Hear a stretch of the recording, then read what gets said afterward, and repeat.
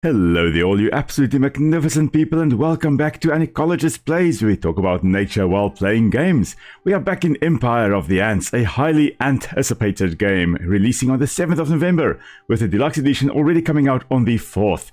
Now we are carrying on with the free demo available on Steam, but if you want to grab a copy of this game in the meantime, to start playing as soon as it becomes available, head on over to gamesplanet.com and use the code ECOLOGIST to get 14% off your purchase of this game. Now that is a deal I can get behind. And now let's see what the game has in store for us. So here we are. Okay, we've got a whole bunch of little Formica rufa ants, and they are walking around.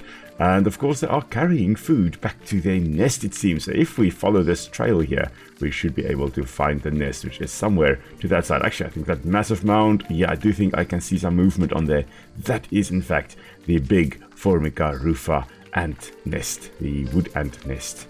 Alright, so we are just going to head on over to that side. Now, we don't want to end up in the water because, well, if we do fall into the water, yeah, that is pretty much a death sentence for us. So we have to keep out of that. Alright, now, there we go. That is a classic example of a wood ant nest. Now, here in South Africa, where I am, we do, of course, have termites, and we do have a lot of ant species, and some of them do make mounds, but nowhere near as massive as these wood ants would make. I would love to see a massive wood ant nest like this. I mean, that is just amazing. Alright, so we are in a bit of a clearing, it seems, in the forest. Yeah, it's mostly a pine forest. I believe there are some... Ooh, there are some birds up there as well. I believe there are some oak trees as well in the area. I mean, there is a little seedling, in fact, right over here. There we go. So this tree here, definitely an oak tree.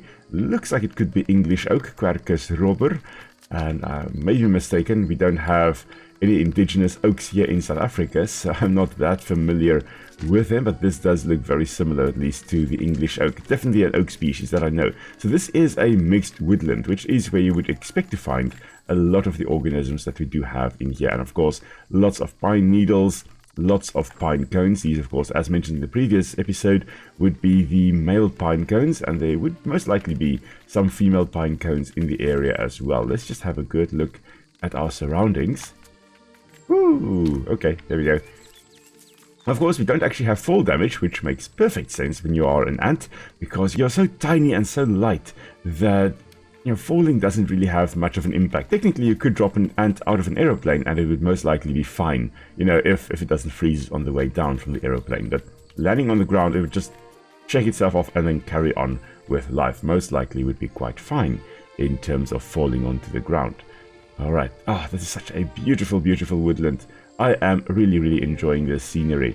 Of course, there are some bad things, like there are some human stuff around, like that thing over there. Here we go, we do have a plastic bottle as well. Now, I have actually gone through and I have actually scanned this thing. There were a bunch of little white dots, six white dots on them they had to collect, and that will tell you, oh, this is in fact a bottle, and it's dangerous. If a full sun actually bakes down on it, if you are inside, I think you will actually die. It's an instant death. Ooh, there's a nest hole.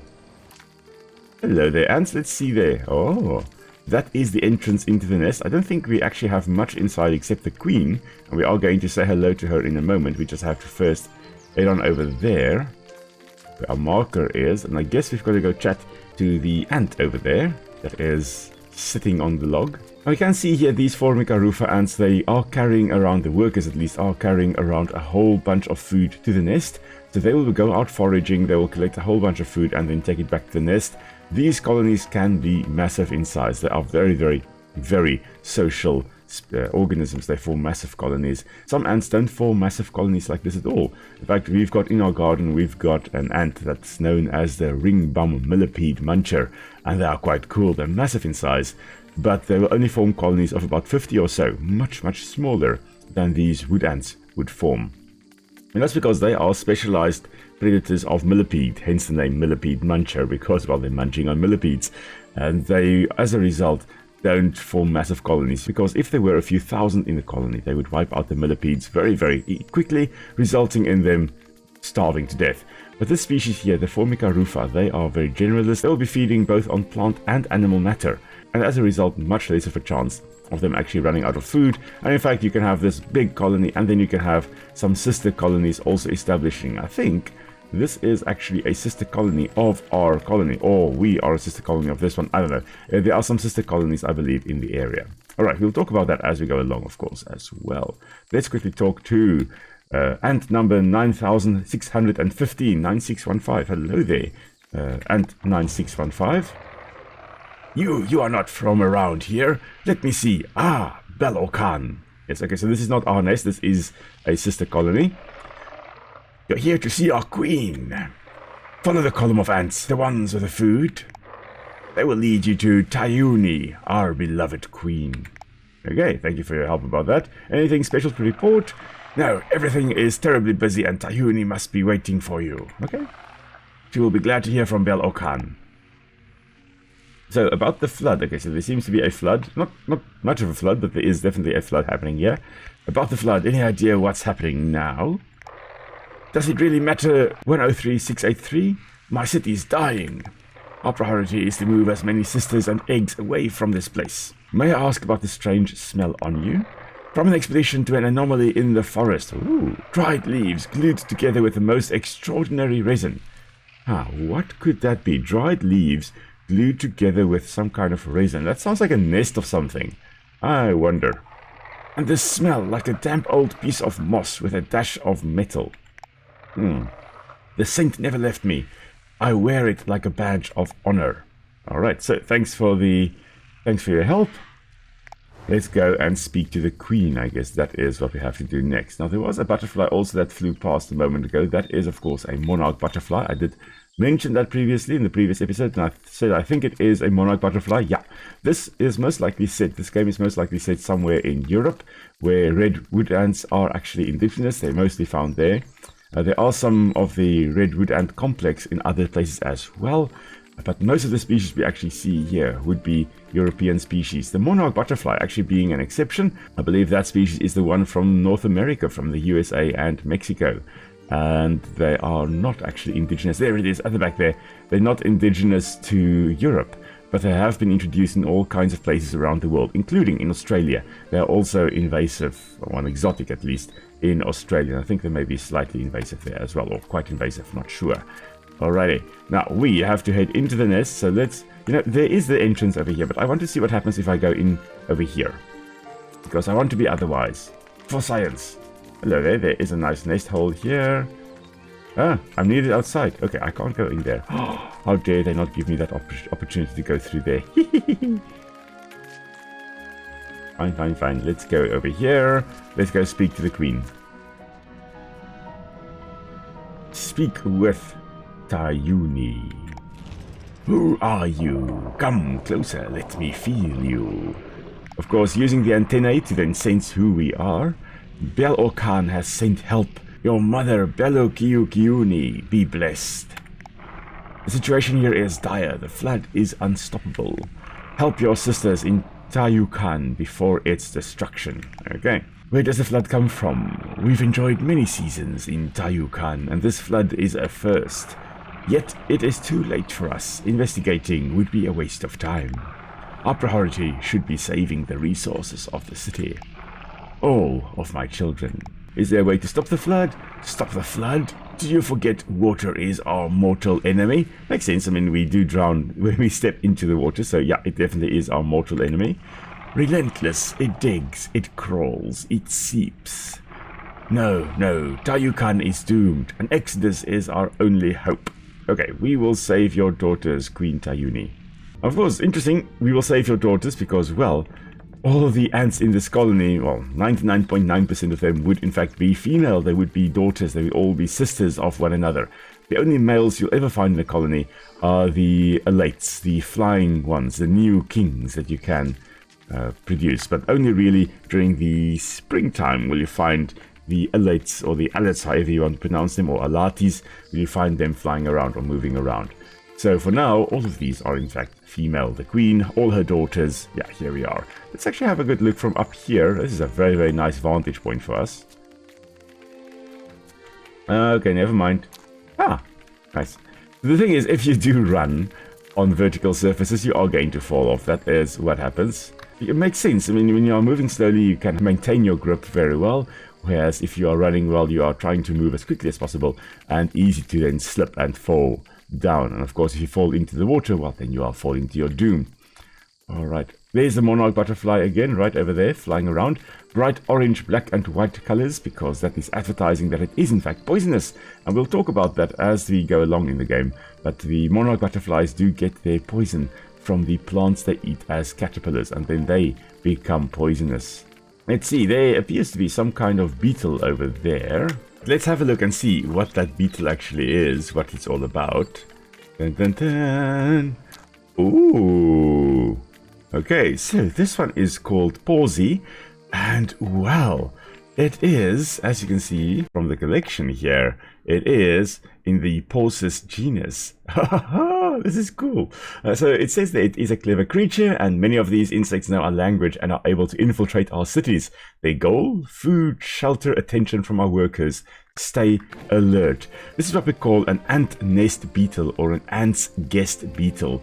And they are very little known, actually. They're actually rarely found in Europe. There are only a few records, at least on iNaturalist, of them in Europe. There are a bunch of observations in Africa, North America, South America, Australia, Southeast Asia, not really Northern Asia, but very little in Europe. And of all the species of porcines, basically the ant's nest beetles, the larvae of only about 10 species have actually been observed. They're very little known, these guys. They're also known as the flanged bombardier beetles.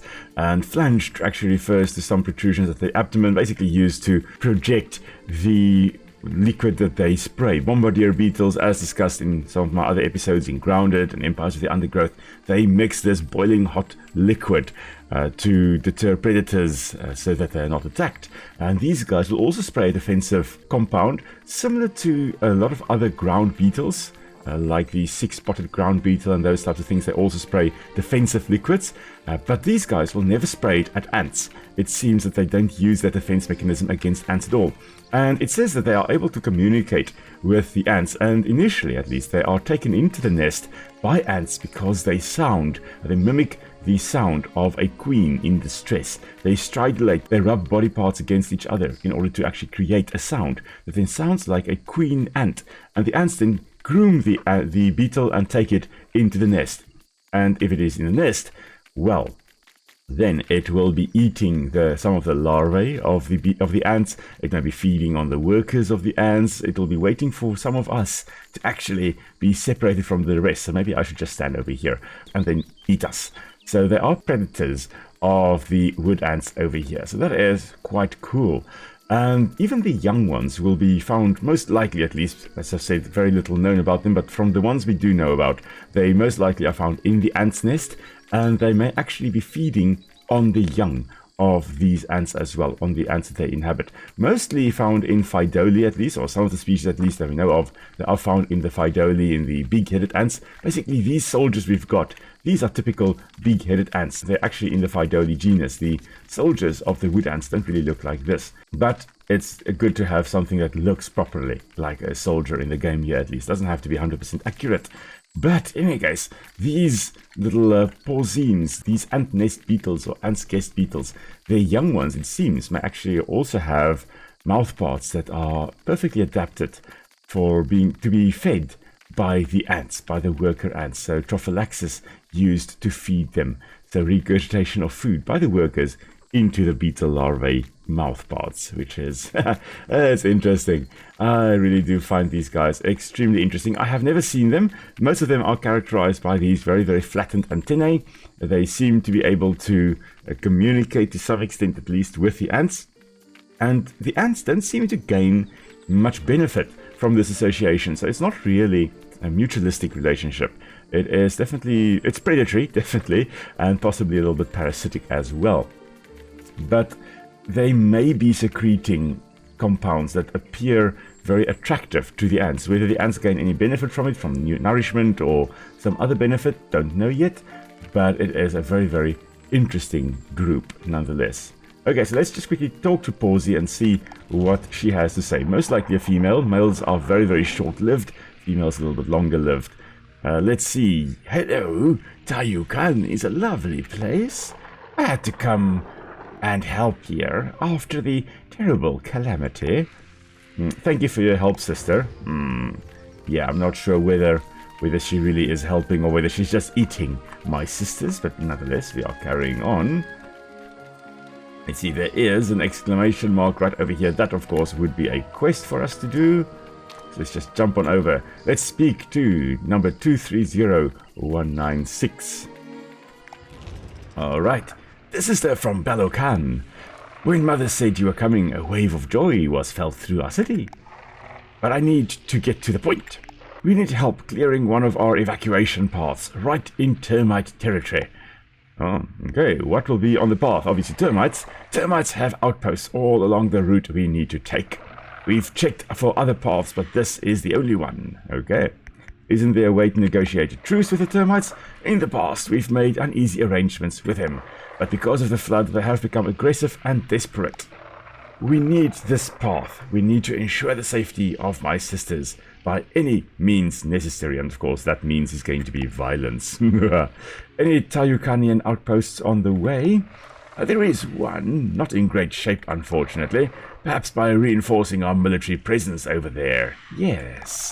Yes, this could make a real difference, 103683. Alright, so I will go and clear that evacuation path, and that of course leads us to the second mission of the demo. Okay, so we are in a temperate zone, you can see at the top there. We're not in a tropical area, we're not in an area too far away from the equator either. We are in the middle zone, the temperate zone. It's a humid environment and it is sunny. So we're not going to face any problems, I believe, with that. Okay. And here we are. So this is our map. We've got to gather resources from a foraging point. We've got to build a chemical laboratory and build or upgrade 4 legions to tier 2, build a super predator legion and build a support legion. So let's get cracking, shall we? This of course is our first nest. Oh, okay, we've got cartographers as already. Cartographers displays all the nests and visible legions on a minimap. Okay, at the bottom here, you can see the minimap, I think. Yeah, there we go. We can make the minimap small, medium, or large, depending on how we want. I'm going to just put it as medium, so that it is there, but it's not blocking too much of our view. Okay, let's interact here. I would like to get more food. So I'm going to first set the mushroom farm up, and then... Okay, we currently have normal warriors, that's it. Okay, let's bring our warriors over to this side. The mushroom farm is built, so it seems our little wood ants are also farming mushrooms. I don't think, as far as I recall, wood ants don't actually farm mushrooms, but nonetheless, you know, it is a game. We can do a lot of different things in the game, of course. Doesn't have to be 100% accurate as long as it is fun. Alright, this is, I believe, also, yeah, this is also an outpost of ours. I'm going to make some gunners over here. That's going to be the legion I create with this nest. Now the gunners will take another 2 minutes. No, I don't have time for that. We're going to make them instantaneous, or almost instantaneous. Okay, so now we've got 2 legions, and this one I'm actually going to build the wood yard here, so I can start getting more wood as well, because I'm going to need that to build a bunch of stuff. Now, before we head on over to go attack those firebugs, there are a bunch of mosses over here. Now you can see the mosses growing, and you can see some sprigs and seedlings and stuff and forbs and so growing here. But right over here where the sun is shining, look at this weird thing here, this structure over here. This is in fact the sporangium, or the spore-producing organ of the mosses here. This is how they disperse. When the time is right, it will open up along that seam right over there, releasing the spores, and then the spores will be blown around in the wind. It will be able to blow into a variety of areas, and then of course when it's nice and moist, it will be able to germinate and grow. And it doesn't immediately form a moss like this. It first goes through a whole other stage as well. Bryophytes, the mosses and ferns, the pteridophytes, they have got a bit of a different intermediate stage as well, which one often tends to forget about because it is quite tiny. Alright, but we've got our legions ready. We're going to bring our... let's bring our gunners over here. Soldiers, you can also move closer. We're going to try and take out these firebugs over here. Not sure whether they're going to damage me if I walk close to them now.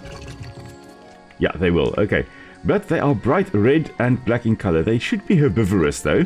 They are firebugs. Firebugs are herbivorous. They will be feeding on seeds most often. They have got sucking mouth parts. You can kind of see that on the undersides. They do resemble assassin bugs very closely. I mean, I have seen assassin bugs that look exactly like this, or almost exactly like this. It may be an example of Batesian mimicry, which is where a non-poisonous species or non-venomous species actually looks like a more dangerous species, like the assassin bugs. Assassin bugs, if they do bite you, yeah, that is apparently very, very painful. I have not yet been bitten by one, so I won't know. But maybe these guys are trying to look like, I have not been able to find information on whether the little firebugs here are actually poisonous or dangerous at all, contain any compounds that make them unappetizing. Let's bring our ranged guys over here, or girls actually here. The gunners can come to the rock over here. They can rain down the formic acid on the firebugs. And when they are in position, then we'll get our soldiers to also just attack, because we want the food that is over here.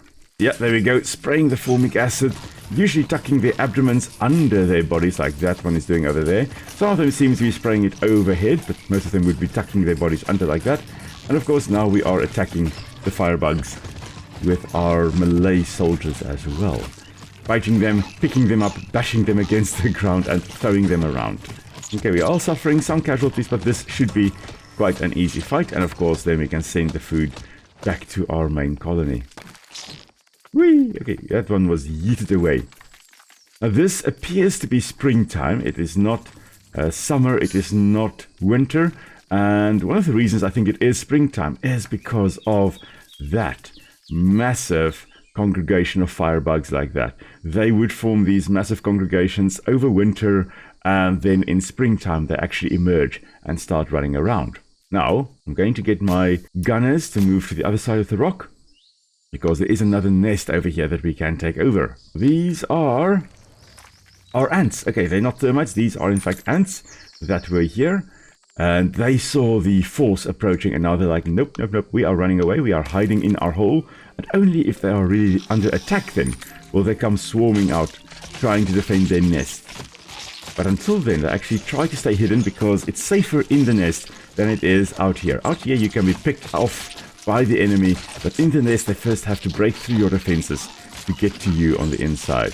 Okay, I see we have actually reached the maximum food and wood storage. So we're going to just quickly run back to this nest of ours and in fact make a storage chamber, the storage expansion. So of course the nest will have a bunch of chambers associated with it or within it, and those chambers could of course then be used to store extra food, extra wood, whatever you need, and that is exactly why we are building that.